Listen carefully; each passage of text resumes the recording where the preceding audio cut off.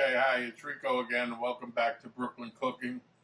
Today I'm going to do something that I wouldn't dream of doing on Facebook because all my Goomba cuisine friends will say, you can't do it like that, you can't do this, you can't use that. Everybody has a different way, but we're going to do lasagna today. We're doing lasagna my way, the Marufi way, the way my mother did it. We got a couple of cans of tomatoes here. We got Nina, which I get at Costco. These are pretty good tomatoes. This is $3 for this whole thing. These are Cento San Marzello certified. To get this little stamp on here, it's expensive. These are made in the down in Naples near the Mount Vesuvius with the ash. So $3 for that little label. $3 for this can, and then we have some tomatoes that I jar in August. That will be another show. For this, we're not going to use the Cento. They're very good, but this is more for a small thing, or where the tomatoes that don't come out. So we're going to go with just the Nina. Now, a lot of people call it gravy. A lot of people call it sauce. There's wars on Facebook about whether it's gravy or whether it's sauce. To me, I don't care. I think of a little saying when we were kids back in junior high school or grammar school, talking about a fart, and you say, "He who smelt it, dealt it."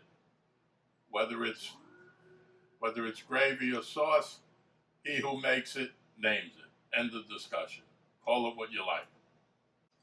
Okay, we're going to use the Nina. We have to open these up. These are Italian peeled tomatoes, just like the Cento are, and we're going to go old world. We're going to put it through a food processor, or a food mill, I should say. And a lot of people use crushed tomatoes. A lot of people use other things. A lot of people use sauce. I've always gone with this. Use what you like. This is the way we do it here in my house, and we'll go from there. We opened it up, save a little time. We got this left over, and now it's time to get these close together, try to avoid the mess.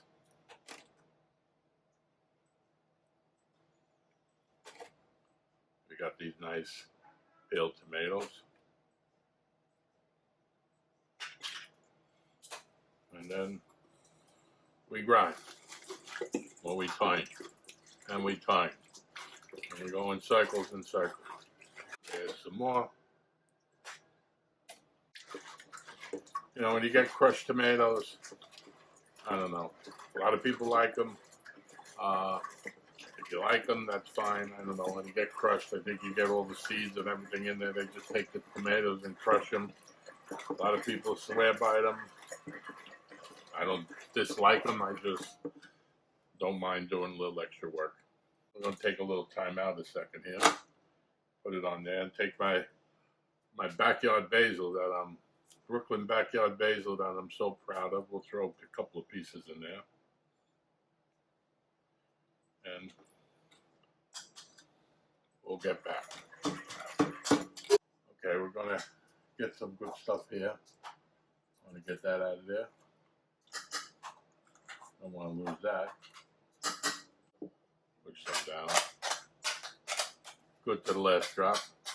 And whatever's left there, that's garbage. Time to cut some onions and garlic. I'm sure everybody knows how to cut an onion. Take off the end. Now this is my daddy's knife. I don't know how old this knife is. My father used to own a bar on Madison Street in Lower Manhattan. And I guess when they closed the bar, he brought that home. Without fail, this is a carbon knife. Without fail, every time I brought this knife in to get sharpened, the person who was sharpening the knife asked me, "Where did I get this knife?" It's just something you don't see anymore. Great little knife. I really don't use it that much. I kind of use my regular chef's knife. That's stainless steel. So peel it up a little. The way you do it, I'm sure everybody knows, I just cut it in half.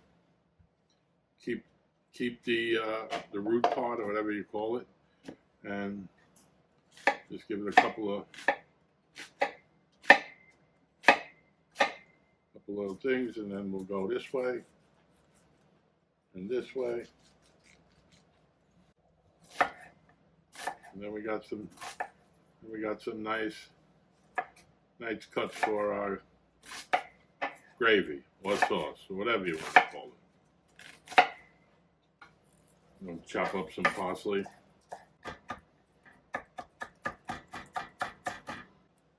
With the garlic, we'll smash it a little to get the paper off it.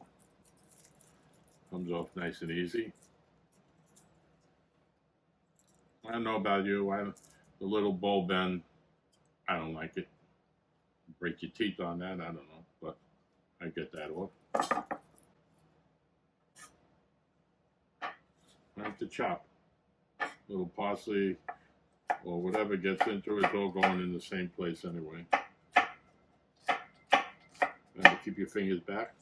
I never do that. I never cut myself, but try to do it the right way today. And then we'll do a little tip. Nothing beats a good knife. But if you like a garlic press, go that way. Chop it however you like. As I say, there's no right and wrong way. There's only getting it done. Okay, we're ready to go. We have the heat on. Not too high, a little medium. So we're going to add some oil. I really have no recipe here, so we're going to try to get some. I'll do my way of measuring. We'll add some oil to the bottom, good amount. And then when I put it back, I'll see what it's minus. So it's 33 grams we got in there. We have our onion. I'm going to put them in there. We'll cook down our onions first. You don't want to add the garlic. You don't want to add the garlic too early, or garlic will burn on you before your onions are ready. I believe you season as you go. We take some little kosher salt, this quick little seasoning, little red pepper. This is not McCormick's. This is actually, go like this. You're not gonna make it hot. Give it a little flavor. And some regular pepper. I don't know where you get your onions. Where I get my onions, they don't come seasoned. I want to pick it up a little bit. A couple pieces I may have missed going quick. Just chop it up a little bit. It's all going to dissolve in the sauce. It's going to cook a long time. I stir it every now and then. You don't got to be crazy about it, but you don't want to burn your stuff. Well, right now it's going to be sauce because there's no meat. Later on, when we add the meatballs and sausages, it becomes gravy. But that's another story. We'll talk about that later. Remember, this is a thing of love. Don't rush it. The only thing when you add red pepper, you don't know which burnt and you don't know which red pepper. In fact, I think we need a little more red pepper. We'll just shake now. That's good. I think that's good enough. Time to the garlic. Important, don't let that garlic burn. Cook the garlic until it's lightly brown. Okay, I think we're pretty good there. Now we're going to add some tomato paste. You know, when I really don't go that crazy with tomato paste. So this is from a tube of Cento tomato paste. You can use the jars also. I probably used half of it the last time, and I froze the rest in little pouches. Now this will cool things down a little bit. I don't know why, I'm going to be honest with you, but this is the way my mother did it. I never really never really cooked with her, which is one of the biggest mistakes I ever made. But I would see enough on a Sunday morning to see what she was doing as I was walking by, coming back from church, or coming back from a baseball game, or going to a baseball game.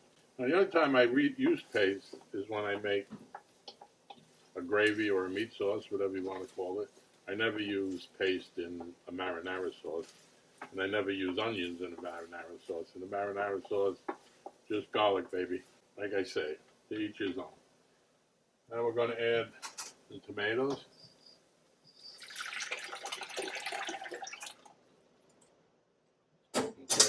pick up the heat to high until we get. All right, now I'm going to add one of my jars. I don't know what year these are from, but if there's no giving the thing, they're good. Pop it off. You hear that little pop, and we dump it in. Now we got a lot of gook here. Got a lot of gook here. Not gook, we got a lot of good stuff here. We got a lot of sauce here. Now we're gonna play with some wine. I got some Chianti. I know why Chianti, because I have it. And I'll swish it around in here, get all that good stuff out. Throw it in there. Get all that good stuff out. Play a game with the sauce. Go back and forth with it. The safety of your dogs.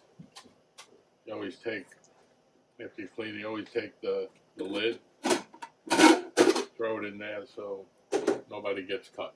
Little safety tip. We'll go with a little more wine. The acid in the wine brings out the flavor of the tomatoes, or so I'm told. This has no salt, so we're going to measure out the salt. We're going to weigh this. We're going to zero this out. And I just go one bloop per can. One good pinch per can. So that the big can was 3 cans. 1, 2, 3, and 4 for the jar of tomato. That's 13 grams of salt. Later on, I'll measure that into tablespoons. Now, just note, I'm using kosher salt, which is a lot coarser than table salt. If I say this is a tablespoon of kosher salt, don't add a tablespoon of regular salt. It'll be too salty. It's probably half. So a tablespoon of kosher salt is equal to about a half a tablespoon of regular salt. Go by weight. Get a scale, measure, or do what you like. Now we need some more pepper. Fresh is always better. But if you got stuff already grind, a little more, a little less, ain't gonna matter. Can't go wrong. Add some parsley now that we chopped up before. Maybe we'll add a little more towards the end to give it a little fresher taste. There's a little Italian saying that my brother-in-law told me that I'm going to butcher the shit out of. Per mettere anche di piore di passesime, which means, if anybody who's Italian can even understand what I said, which means a little more parsley ain't going to kill anything. I usually put a good couple of pinches of dried thyme in my sauce. I forgot, and when I went to do it, I'm out of it. So went to the backyard, and we'll go with some fresh thyme. So we got parsley, we got no sage, no rosemary, and we got thyme. We're going to let this cook. We're going to partially cover it. We're ready for the meatballs.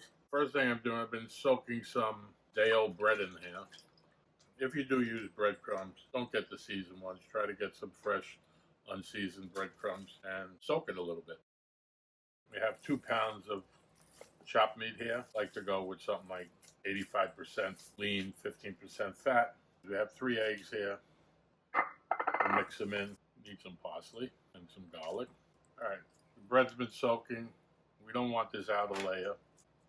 The crust is good eats in a sandwich, but not good eats in a meatball. Now we got to squeeze. I have the bread squeezed out and drained. We're going to add it to the meat. Mix it up. I didn't add it all yet. We'll get a feel for it, how it's going. A little more. A little dry. We're going to go with 1 more egg, but we'll make sure it's a good egg before we add it. So give it a little freshness test. Here we got 2 pounds of meat, 4 eggs, which is about right, 1 to 2 eggs per pound. I'll add a little more parsley. Time for a little salt and pepper. Not too much. We add the cheese, that's a little on the salty side. We have 2 cheeses, but we're only going to use 1. We got Parmigiano Reggiano, which is the king of cheeses, and then we got Locatelli Romano, which is not the king of cheeses, it's the queen of cheeses. For this, we're going to use the Romano. It's a little sharper. So we got the king and the queen. We'll use the queen. Balls, said the queen. If I had him, I'd be king. Shit, said the jack. I got him and I ain't. Got a nice amount. Mix it in. Or a little more. You can never have too much cheese. We're going to give it a little taste test. Fry up a little piece because we don't, again, like the sausage. I don't want to do all this work and we say, holy shit, this sucks. So I like to give it a little insurance, give it a little taste test. Fry up the piece. It's ready. Time for a taste test. Put it on a plate. Give it. Damn, it's Friday. I don't eat meat on Fridays. Oh, I don't know. I got another taste tester here. Sit. Give me your pork. Give me the other one. Good girl. How is it? Good? I have to give it to my cameraman. I got a thumbs up, so we're ready to go. The Marufi way is lasagna gets tiny meatballs in there. And we have to fry these up. We call these in honor of past dog, Ghibellini meatballs. It was a lot smaller than this girl over here, but they were both hogs. I don't know, whatever dog I had is hog dogs. I guess they take after me. Used to watch my mother make these, and I don't know how she did it, but when she rolled these out on the plate, she had perfect circles. If I try, I can't duplicate that. But what are you going to do? Doesn't matter. But it just annoys me that I can't do that. Time to make some regular meatballs. Take them out, roll them up, be a little gentle. Now there's 2 pounds. We got a little more than a pound of the Ghibellini meatballs. Made a couple of little pork braciole. These I cut up from when I was doing the sausage. Just going to roll them up. All we have in there is some breadcrumbs, garlic, cheese, parsley, a little salt, a little pepper, and then we'll fry it. We're up to about 325. We're just going to dump this whole thing in there. Fries how they loosen up. Gotta fry them much because they're going to be cooked in the lasagna. I don't like to put them straight on paper towels. I use this little setup so they don't absorb their own oil. Just want to get some color, and that's about it. We're done. Throw on a couple of regular meatballs. The meatballs are about done. We want to get a little nice color on them. Down the stretch we come. Now we're going to add the sausages first. Now it's becoming gravy for you gravy fans. I fried up those 2 little bracioles. About 15 minutes passed. Time for the meatballs. Just chuck them in there. Don't burn yourself. And the little Ghibellini meatballs, they don't go in the sauce. They just go right in the lasagna. And we'll put a little lid on it. Another 45 minutes on the sauce. We'll let it cool off before we do the lasagna. Gotta add some salt. We're using the ranzoni. People might say, oh my God, you can't use that stuff, but this is, we're going old world. This is what my mother used. Now this says perfect pasta in 10 minutes. We're not going to go that long because it's going to cook in the sauce. Pretty good. No breaks. So we'll give it about 7 minutes. I like to use a little Chinese chopstick to swirl this stuff around without breaking it. One thing you gotta do not rinse out off your pasta. That's a no-no. Just dry it off good. Now this is hot, hot, hot. Want to let these dry pretty good without sticking together. A little trick, get some wax paper. Not a little trick. You want to keep these separate.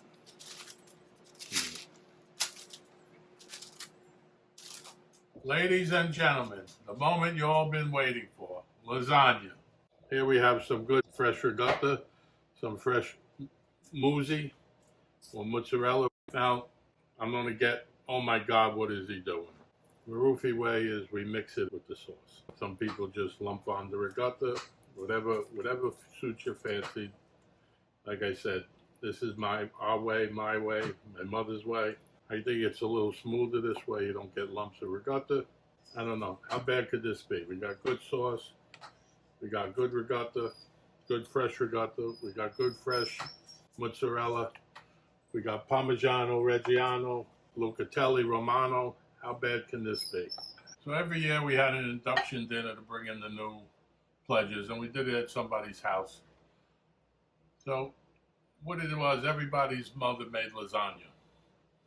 And it was like an eating fest, and we had 20 lasagnas there.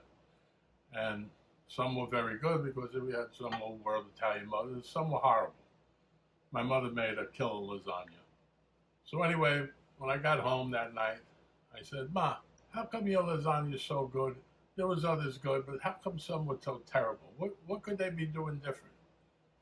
I said, what do you do that they don't do? He said, well, I'm not that great of a cook, which she was full of shit.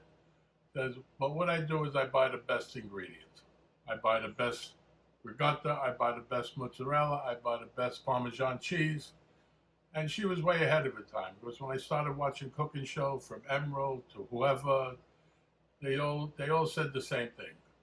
Cooking is very simple. It's basically buying the best ingredients you could afford and not screwing it up. So that's what we're doing here. For the bottom layer, we're just going to start with some plain sauce. We put down a layer of noodles. We overlap slightly. Put a layer of sauce. Then we'll go with some of our ghibellini meatballs. Now, if we run out of meatballs, we'll just cut up some of the meatballs that we made. Same difference. And then we'll go with mozzarella. How bad could this be? Tell me. That's enough cheese. Now we got some Parmesan Reggiano, some Lucatelli Romano. Which one do we use? We'll go with a little of each. When in doubt, fun. A little Parmigiano. And then we'll go with another layer. Notice you overlap them slightly. Sometimes we're a little short, so we'll improvise. We cut one in half. We'll just rip it by hand. And now we got it complete. And we repeat. A little sauce, ghibellini meatballs, go back to the mousse, go back to the Parmesan. I guess this is a 4-cheese lasagna. A little Romano. Romano's a little sharper than Parmesan. And we'll repeat. The little end was on this side, so we'll start on this end. Like building a little house. The other half of that, just rip it by hand. And boom. We're good. Just keep layering it up. Back to the little meatballs. A little more mousse, a little Romano, a little Parmigiano, and I guess we'll go with the final layer.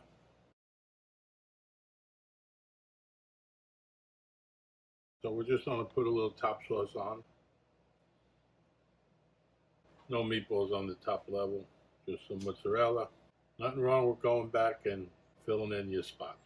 Finish up with the grated cheese, a little of each. This will go in the fridge overnight. We're going to cook it tomorrow. We're finally done with this video. We're going to take a little wine that we used in the sauce, and our salute. And I'm going to take last week's Limoncello, and that's even better. A salute again. I hope I gave you some ideas, and bon appetit. Bake in the oven at 375 to 400 degrees for 30 to 40 minutes. Halfway through, look at it. If it's browning too quickly, cover it with aluminum foil and bake until it's bubbly and delicious.